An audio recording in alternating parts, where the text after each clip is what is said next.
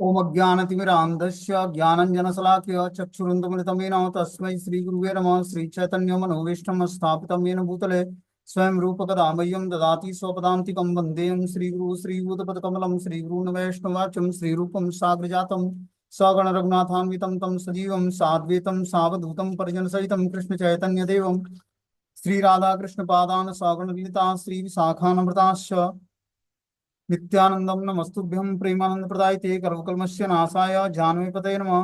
नमो महावदन्याय कृष्ण प्रेम प्रदायते कृष्णाय कृष्ण चैतन्य नामिने गौरते नमः।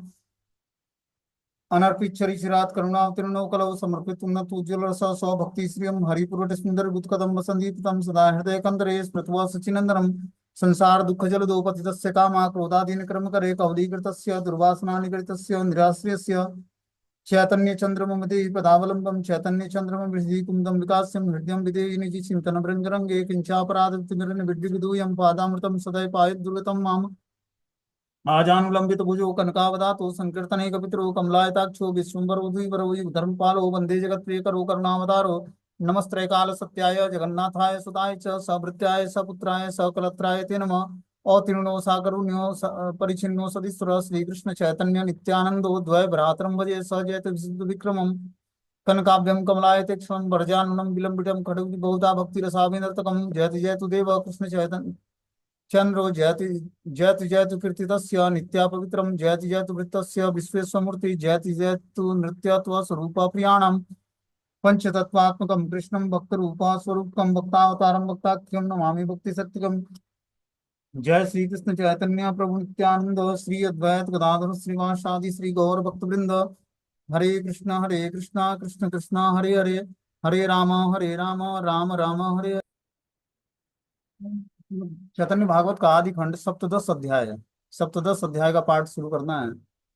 पाठ शुरू नहीं करना है, 55वां श्लोक आज पढ़ना है इसमें। बोलते हैं, कृष्ण पाद पद्म अमृत रस पाना, हमारे करावो तुम्हें यही चाहिए दाना। आप मुझको कृष्ण पाद पद्मों का अमृत रस पान कराइए, मैं केवल यही दान चाहता हूँ। ये कौन बोलता है? भगवान चैतन्य महाप्रभु अपने गुरु ईश्वरपुरी पाद से जब वो गया में मिलते हैं तो ये बात बोलते हैं कि हे गुरुदेव, आप मुझको कृष्ण पाद पद्मों का अमृत रस पान कराइए, मैं केवल यही दान चाहता हूँ आपसे। बोले ना ईश्वरपुरी सुना पंडित, तुम्ही ये ईश्वर अंश जानिनु निश्चित। तब ईश्वरपुरी ने कहा कि हे पंडित सुनो, यह बात अति सुनिश्चित है कि तुम ईश्वर अंश हो। अब देखो ईश्वरपुरी बात क्या बोलते हैं कि हे पंडित, निमाय पंडित सुनो, यह अति सुनिश्चित है कि तुम ईश्वर के अंश हो। ईश्वरपुरी पुरी पाद भगवत पार्षद एवं प्रापंचिक विचार से महाभागवत गुरुदास स्वयं समय नाम भजन में व्यस्त रहते थे। सब समय नाम भजन में व्यस्त रहते थे, इसलिए अमानिना मानद धर्म उनके प्रति उज्जवल रूप से प्रदीप्त था। अतः वे अपनी शिष्य लीला अभिनयकारी गौर सुंदर से कह रहे हैं कि आप समस्त जीवों के बंधन को काटने वाले पंडित हैं। आप ईश्वर अंश अर्थात स्वयं साक्षात परमेश्वर हैं एवं समस्त ईश्वर वर्ग आपके ही अंश हैं। यह मैंने निश्चित रूप से जान लिया है। ईश्वर गुरुपाद ने अपना प्रस्ताव रखा कि आप भगवत पार्षद और प्रापंचिक विचार से महाभागवत गुरुदास सब समय नाम भजन में व्यस्त रहते हैं। महाप्रभु ने बोला ईश्वर गुरुपाद को कि आप जो है भगवत पार्षद हैं, प्रापंचिक विचार से आप महाभागवत गुरुदास हैं। मतलब सांसारिक दृश्य से, सांसारिक विचार से, मतलब प्रापंचिक विचार मतलब सांसारिक विचार से आप एक महाभागवत गुरुदास हैं और सब समय आप नाम भजन में व्यस्त रहते हैं इस संसार में। इसलिए अमानी अमानी मान मानद धर्म उसमें अति उज्जवल रूप से प्रदीप्त होता है। आप में जो है अमानी ना मान देना, मतलब अपनी मान की इच्छा न करके दूसरे को रिस्पेक्ट देना, ये आप अच्छी तरह जानते हैं। ये आप में उज्जवल रूप से प्रदीप्त होता है। अतः वे अपनी शिष्य लीला अभिनयकारी गौर सुंदर से कह रहे हैं कि आप समस्त जीवों के बंधन को काटने वाले पंडित हैं। महाप्रभु ने क्यों इस बात को बोला? क्योंकि वो महाप्रभु को बोल रहे हैं कि आप जो है शिष्य लीला अभिनय कर रहे हैं, लेकिन आप सबके बंधन को काटने वाले हैं। गौर सुंदर, आप समस्त जीवों के बंधनों को काटने वाले पंडित हैं। आप ईश्वर अंश हैं और स्वयं साक्षात परमेश्वर हैं एवं समस्त ईश्वर वर्ग आपके ही अंश हैं। यह मैंने निश्चित रूप से जान लिया है। ये बात ईश्वर पुरीपाद गौरांग महाप्रभु से बोलते हैं। तो गौरांग महाप्रभु क्या बोलते हैं कि आप जो है अमानी ना मान देने धर्म को अति उज्जवल रूप से प्रदीप्त करने वाले हैं। अतः अपने शिष्य लीला अभिनयकारी गौर सुंदर से कह रहे हैं कि आप समस्त जीवों के बंधन को काटने वाले पंडित हैं। इस तरह से महाप्रभु को ग्लोरीफाई करते हैं आप अपने शिष्य को, जो महाप्रभु शिष्यत्व स्वीकार करने आए हैं ईश्वरपुरी पाद का। लेकिन ईश्वरपुरी जानते थे कि ये साक्षात भगवान है, और महाप्रभु ने पहले उन पर कृपा की ईश्वरपुरी पाद पर, और फिर उनसे मंत्र दीक्षा लिया। यही कार्य उन्होंने केशव भारती जी के साथ भी किया था। उनको पहले वैष्णव मंत्र में दीक्षित किया और फिर उनसे वैष्णव मंत्र में दीक्षा स्वीकार किया, क्योंकि वो मायावादी सन्यासी थे। बोलते हैं तत्व विचार से खड़ ऐश्वर्य पूर्ण के अणु अंश ही जीव हैं, किंतु यहाँ गौर सुंदर शिष्य का लीला अभिनय कर रहे हैं, इसलिए जीवेर स्वरूप को ईश्वर विष्णु का अंश अर्थात विभिन्नांश रूप में, दूसरी भाषा में जीवेर स्वरूप है कृष्णेर नित्यदास, कृष्ण तटस्था शक्ति भेदाभेद प्रकाश। यह विचार सिद्धांत स्रोत पंथा द्वारा श्रीमुख पद्म से श्रवण करने की लीला प्रदर्शित की। तो इस तरह से महाप्रभु ने स्रोत पंथा विधि मतलब गुरु शिष्य परंपरा के माध्यम से गुरुपाद पद्मों का आश्रय ग्रहण करके और उनसे श्रवण लीला प्रदर्शित किया कि उनसे हमें कथाओं का श्रवण करना है। इस तरह से महाप्रभु ने ईश्वर पाद से कथा सुनने की रुचि जागृत की, इच्छा जागृत की। बोलते हैं ईश्वरांश में कोई माया का परिचय नहीं रहता, अर्थात जीवात्मा ईश्वर सेवा के बिना अन्य किसी वृत्ति में अवस्थान नहीं रहता है। आत्म विस्मृति ईश्वर सेवा विमुख जीव ही संसार बंधन में आबद्ध होता है, और इनमें देह और मन का विक्रम और आवरण ही लक्षित होता है। बोलते हैं जो संसार को स्मृति में रखता है और ईश्वर सेवा की विस्मृति कर लेता है, वही इस भौतिक संसार में आबद्ध हो जाता है। जब जीवात्मा भगवान की सेवा से निवृत्त होकर और भौतिक संसार बंधन में आबद्ध हो जाता है, तब वो मन का विक्रम आवरण से लक्षित हो जाता है। मन क्या होता है, उसका विकृत हो जाता है, और मन क्या होता है, आवृत हो जाता है तमोगुण से। और इस प्रकार वो ईश्वर परमात्मा या जीव आत्मा है, इसलिए उसका अणुअंश है। ईश्वर विभु पूर्ण चेतनमय विग्रह और जीवात्मा स्वरूप अणुचित कर्ण मुक्त है। इस प्रकार जब वो जीवात्मा ईश्वर सेवा से विमुख हो जाता है, तब वो भौतिक संसार में आबद्ध हो जाता है, और इस प्रकार मन में उसके विकृति उत्पन्न होती है, और मन क्या होता है, आवृत हो जाता है तमोगुण से, और इस प्रकार वो ईश्वर सेवा से विमुख हो जाता है। ये तुम्हारा पांडित्य, ये चरित्र तुम्हारा से के ईश्वर अंश वही है आर। जो आपका पांडित्य और चरित्र है वह ईश्वर अंश के अतिरिक्त अन्य किसी का हो सकता है, अन्य किसका हो सकता है। इस प्रकार बता रहे हैं कि जो आपका पांडित्य है प्रभु का, गौरांग महाप्रभु का, और जो चरित्र है वो ईश्वर अंश के अतिरिक्त और किसी का नहीं हो सकता है। तात्पर्य में लिखते हैं कि जड़ माया बद्यांश में माया विनिवेश के कारण बस वैश्य धर्म अवस्थित है, किंतु ईश्वरांश में माया भिन्न विनिवेश नहीं है। जड़बद्ध जीवों का चरित्र और मुक्त पुरुषों का चरित्र एक नहीं है, इसलिए ईश्वरांश के अतिरिक्त आपको और कुछ कहकर बोध नहीं हो रहा है। आपके पांडित्य और चरित्र से यही समझ आता है कि आप ईश्वरांश के अतिरिक्त और कुछ नहीं है। इस तरह से जो है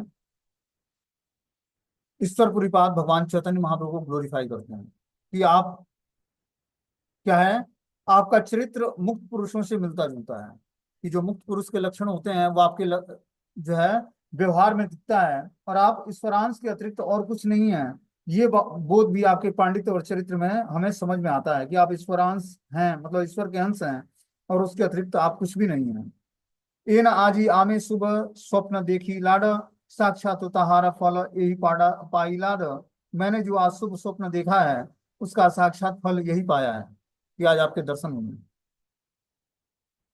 इस प्रकार ईश्वरपुरीपाद जी महाप्रभु चैतन्य देव को ग्लोरीफाई करते हैं कि मैंने जो आज स्वप्न देखा है उसी का फल आज हुआ कि मुझे आपके दर्शन हुए हैं। सत्य कही पंडित तुम्हारा दर्शन है, परमानंद सुख है न पाई अनुक्षण। हे पंडित, मैं सत्य कहता हूँ, आपके दर्शन से मैं निरंतर परम आनंद सुख को प्राप्त करता हूँ। यद बधी तुम्हारा देखी याची नदियाय, तद बधी चित्ते आर किछु नाही भाय। जब से मैंने नवदीप में आपका दर्शन देखा है, आपको देखा है, तभी से मेरा चित्त और कुछ नहीं सोचता है। बोलते हैं कि जब मैंने पहली बार नवदीप आया और मैं नवदीप में आपका दर्शन किया, आपके दर्शन से मेरे चित्त में अब कुछ और अच्छा नहीं लगता है। सत्य यही कही इथे अन्य कुछ नाही, कृष्ण दर्शन सुख तुमा देखी पाई। मैं ये सत्य कहता हूँ, इनमें कुछ अन्यथा नहीं है। मैं आपको देखकर श्री कृष्ण दर्शन का ही सुख प्राप्त करता हूँ, कि आपके दर्शन से मुझे श्री कृष्ण दर्शन के सुख का प्राप्ति होती है। सत्य ही कही थे अन्य कुछ नहीं, कृष्ण दर्शन सुख तुमा देखी पाई। मैं ये सत्य कहता हूँ कि मैं कुछ अन्यथा नहीं, मैं आपको देखकर श्री कृष्ण दर्शन का ही सुख पाता हूँ। जब से आपको नवदीप में देखा है तभी से अन्य किसी वस्तु ने मेरे हृदय पर अधिकार नहीं किया है। यह एकमात्र सत्य कथा है, इसमें अन्य कोई विचार नहीं है। प्रेमान जन छुरित भक्ति विलोचने द्वारा आपको देखने से ही कृष्ण दर्शन के कारण मेरे हृदय में अनिर्वचनीय सुख का उदय हुआ है कि मैंने अपने नेत्रों में प्रेमांजन छुरित भक्ति विलोचने ना, मैं अपने नेत्रों में प्रेम का अंजन लगाकर आपको दर्शन किया है, और कृष्ण दर्शन के कारण मेरे हृदय में अनिर्वचनीय सुख का उदय हुआ है कि आप साक्षात कृष्ण के ही स्वरूप हैं। आपका दर्शन करके मुझे कृष्ण दर्शन का ही सुख, अनिर्वचनीय सुख, जिसका वचन से गुणगान नहीं कर सकते, ऐसे सुख प्राप्त हुआ है मुझे। सुनी प्रिय ईश्वरपुरी रस सत्य वाक्य, हासिया बले ना प्रभु मोर बड़ा भाग्य। ईश्वरपुरी के प्रिय सत्य वचनों को सुनकर प्रभु ने हंसकर कहा, यह तो मेरा बड़ा सौभाग्य है। यही मत कत आर कौतुक संभाष्य, यत हिला तहा वर्णिरेन वेद व्यास। इसी प्रकार से और कितना ही जो आनंदमय वार्तालाप हुआ उसका वेद व्यास रूपी भावी महत्व वर्णन करेंगे। बोलते हैं कि जो है, जो वेद व्यास हैं, कौन वेद व्यास हैं? वृंदावन दास ठाकुर। चैतन्य चैतामृत के वेद व्यास, चैतन्य भागवत के वेद व्यास कौन है? वृंदावन दास ठाकुर। बोलते हैं इसी तरह की आनंदमय वार्तालाप का वर्णन वो आगे इसमें करते रहेंगे। आगे बता रहे हैं कि तबे प्रभु तान स्थाने अनुमति लैया, तीर्थ श्राद्ध करी बारह बसिया आसिया। फल्गु तीर्थे करी बालुकार पिंडदाना, तबे गेला गिरी श्रृंगे प्रेत गया स्थाना। प्रेत गया श्राद्ध करी श्री सचिनंदना, दक्षिणाए वाक्य तुसी लेना विप्रगण। तब प्रभु उनसे अनुमति लेकर तीर्थ में पितृ श्राद्ध करने के लिए आकर बैठ गए। अब महाप्रभु पितृ श्राद्ध करने के लिए गया तीर्थ में आकर बैठ जाते हैं। उसके पश्चात फल्गु तीर्थ में बालू के पिंड दान करके गिरी शिखर पर प्रेत गया नामक स्थान पर गए। प्रेत गया में श्राद्ध करके श्री सचिनंदन ने विप्रो को दक्षिणा और शुभाक्यों से प्रसन्न किया। तो इस तरह से महाप्रभु पहले गया में जाकर पितृ पितृ श्राद्ध करते हैं, फिर फल्गु तीर्थ में आकर बालू का पिंड बनाते हैं, और गिरी शिखर पर प्रेत गया नामक स्थान पर जाकर वहां पर पिंडदान करते हैं। प्रेत गया में श्राद्ध करने के बाद श्री सचिनंदन गौरहरि ने विप्रो को दक्षिणा और शुभाक्यों से प्रसन्न किया। और इस प्रकार आगे, तब्बे उदारिया पितृ गण संत प्रिया, दक्षिण मानसे चली लेना हर सहिया। तबे चली लेना प्रभु श्री राम गयाय, राम अवतारे श्राद्ध करीला यथाय। बोलते हैं कि इस प्रकार पितरों का उद्धार और संतर्पण करते हुए प्रभु प्रसन्नता पूर्वक दक्षिण मानस की ओर चल पड़े। वहां से प्रभु श्री राम गया को गए, जहां प्रभु ने श्री राम अवतार में समय अपने पिता का श्राद्ध किया था। एहो अवतारे से ही स्थान श्राद्ध करी, तबे युधिष्ठिर गैया गैला गौर हरि। पूर्वे युधिष्ठिर पिंड दिले न तथाय, से ही प्रत्यय तथा श्राद्ध कैला गौर राय। चतुर्दिक प्रभु बेड़ियाय विप्रगण, श्राद्ध करा एन सबे पड़ा न वचन। श्राद्ध करी प्रभु पिंड फैले जले, गयाली ब्राह्मण सब धरी धरी गिले। देखिया हसन प्रभु श्री सचिनंदन, से सब विप्रेरयत खंडिल बंधन। उत्तर मानसे प्रभु पिंड दान करी, भीम गया करी लेना गौरांग श्री हरि। शिव गया ब्रह्म गया आदि यत आछे, सब करी खोडस गयाया गेला पाछे। खोडस गयाया प्रभु खोडसी करिया, सवारा दिलेना पिंड श्रद्धा युक्त हैया। इस अवतार में भी उस स्थान पर श्राद्ध करके श्री गौर हरि युधिष्ठिर गया को गए। पहले जहाँ भगवान श्री राम अवतार में अपने पिता का श्राद्ध किया था, उस स्थान पर राम गया तीर्थ में महाप्रभु पितृ श्राद्ध करते हैं। उसके बाद युधिष्ठिर गया में जाते हैं, जहाँ पर युधिष्ठिर महाराज ने अपने पांडु पिता का श्राद्ध किया था। वहां पर गौर हरि श्राद्ध करते हैं। पूर्व काल पर वहां पर युधिष्ठिर ने पिंडदान किया था, उसी स्नेह के कारण श्री गौर सुंदर भी वहां पर श्राद्ध किया। चारों ओर प्रभु घेर कर चारों ओर प्रभु को घेर कर विप्रों ने शास्त्र विधि के अनुसार वचनों का उदाहरण कर प्रभु द्वारा श्राद्ध कराए। प्रभु जो ही पिंडों को ले लेकर जल को छोड़ते जाते, त्यों ही गाय आदि ब्राह्मण उन्हें उठाकर खा लेते थे। इस प्रकार महाप्रभु चारों तरफ से विप्रों से घिरे बैठकर शास्त्र विधि के अनुसार वचनों का उच्चारण करते हुए श्राद्ध कर्म सारे ब्राह्मण कराने लगते हैं। अब महाप्रभु जो ही पिंडों के लिए जल छिड़कते हैं, त्यों ही वो गाय आदि ब्राह्मण उन्हें उठाकर खाने लगते हैं। यह देखकर श्री सचिनंदन गौरहरि हंसने लगते हैं। आपकी कृपा से उन सब विप्रों को संपूर्ण बंधन नष्ट हो जाएगा। कि महाप्रभु के हाथ से जो जल छोड़ा जाता, वो सारे ब्राह्मण क्या करते, उसको अपने मुंह में ले लेते। जैसे जल छिड़का जाता तो क्या करते हैं लोग, मुंह खोलते हैं कि जल का छींटा हमारे मुंह में आ जाए। उसी तरह जब महाप्रभु श्राद्ध कर्म कर रहे थे, जो जल का छींटा मारते, तो सारे ब्राह्मण अपना मुंह खोल लेते हैं। और उस जल के छींटे से महाप्रभु सचिनंदन गौरहरि के हाथों से जो जल का छींटा था, उनको विप्रों ने अपने मुख में लिया, उससे संपूर्ण बंधन उनके नष्ट हो गए। उसके बाद गौर सुंदर श्री हरि ने उत्तम मानस तीर्थ में पिंडदान करके भीम गया में पिंडदान किया। शिव गया, ब्रह्मा गया आदि सब गयाओं में श्राद्ध करके प्रभु पीछे खोडस गया को गए। खोडस गया में प्रभु ने खोडसी कर श्रद्धा पूर्वक सब पितृगण को पिंडदान किया। इस प्रकार शिव गया, ब्रह्म गया, सब गयाओं में श्राद्ध करके प्रभु अब खोडस गया जाते हैं। खोडस गया में प्रभु ने खोडसी कर श्रद्धा पूर्वक सब पितृगणों को पिंडदान दिया। तो इस तरह से महाप्रभु अपने लीलाओं में जो है, जब वो गृहस्थ आश्रम में थे, तो अभी उन्होंने बताया कि गृहस्थ आश्रम में क्या उचित धर्म है, कि गृहस्थ को श्राद्ध कर्म अवश्य करना चाहिए। अब उसको कर्मकांडी मेथड से नहीं करना चाहिए, उसको वैष्णव मेथड से करना चाहिए। कि संकीर्तन करे और सबको प्रसाद वितरण करे। उस दिन पहले भगवान को भोग अर्पण करे, और फिर ब्राह्मणों को भोजन कराए, पितरों को भोजन कराए, पितरों के लिए भोजन निकाल कर रखे, और उसके बाद जो है खुद भोजन करे। इस तरह से वैष्णव सिद्धांत के अनुसार श्राद्ध कर्म भी हम सबको करना चाहिए, क्योंकि महाप्रभु ने ये अपने आचरण में प्रस्तुत किया। जब वो गृहस्थ आश्रम में थे, तो गृहस्थ आश्रम के भक्तों का धर्म है कि वो अपने पूर्वजों का पितृदान करेगा, पितृपिंड करेगा, पितृपिंड दान करेगा। तबे महाप्रभु ब्रह्म कुंडे करिय स्नान, गया सिरे आसी करी लेना पिंडदान। अब क्या होता है कि कितने जो है ब्रह्मचारी से एडवाइस लेते हैं कि प्रभु जी हम लोग क्या करें, पितृपक्ष चल रहा है, पिंडदान करना चाहिए कि नहीं करना चाहिए। तो ब्रह्मचारियों के लिए आवश्यक नहीं है। जो ब्रह्मचारी है, वानप्रस्थी है या सन्यासी है, यहाँ तक कि वानप्रस्थियों को भी पिंडदान करना चाहिए। जब वो गृहस्थ आश्रम से विरक्त होते हैं, तब उनको भी पिंडदान करना चाहिए। कब तक? जब तक वो संन्यास ग्रहण नहीं कर लेते हैं। संन्यास ग्रहण करने से पहले सबको जाकर गया में पिंडदान करना चाहिए, अपने पितरों को प्रसन्न करना चाहिए, उनसे आशीर्वाद